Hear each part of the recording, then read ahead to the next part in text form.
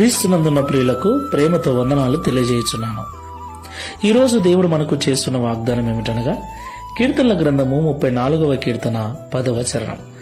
సింహపు పిల్లలు లేమిగలవై ఆకలి కొనును, యెహోవాను ఆశ్రయించు వారికి ఏ మేలు కొదవై ఉండదు. ఆమెన్.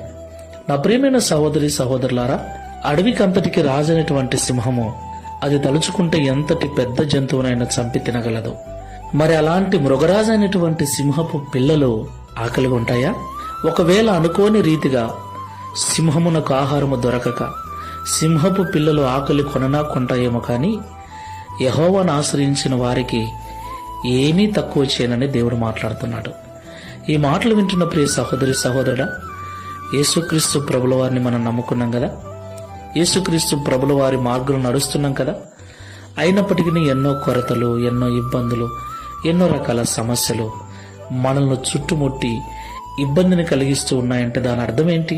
మన భక్తిలో, మన విశ్వాసంలో ఏదో లోపం ఉందని అర్థం. మనం నమ్ముకున్న దేవుడు లోపభూయిష్ఠుడు కాదు గాని మన నమ్మకమే లోపభూయిష్టమైంది. మనం చేస్తున్న భక్తే సరిగ్గా చేయకపోతున్నామేమో, మనలో ఇంకా మార్చుకోవలసింది, సరిచేసుకోవలసింది ఇంకా ఏమైనా ఉందేమో. అందుకే ఈ బాధలు, ఈ చింతలు, ఈ ఇబ్బందులు. దేవదేవుణ్ణి నమ్మిన మనకెందుకండి ఈ బాధలు? ఒకవేళ వచ్చినా అవి తీరిపోవాలి కదా. ఎప్పుడు తీరిపోతాయా అని ఎదురు చూస్తున్నాం. అవి తీరిపోవట్లేదు.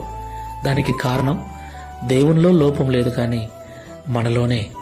ఆ లోపం ఏంటో ఒకసారి పరిశీలన చేసుకుని సరి చేసుకుని ప్రార్థన చేసుకుందాం. సర్వోన్నతుడా, సర్వశక్తిమంతుడా, పరిశుద్ధుడా, మీకు స్తోత్రాలు. సింహపు పిల్లలు లేమిగలవై ఆకలి కొనును. Download ShareChat.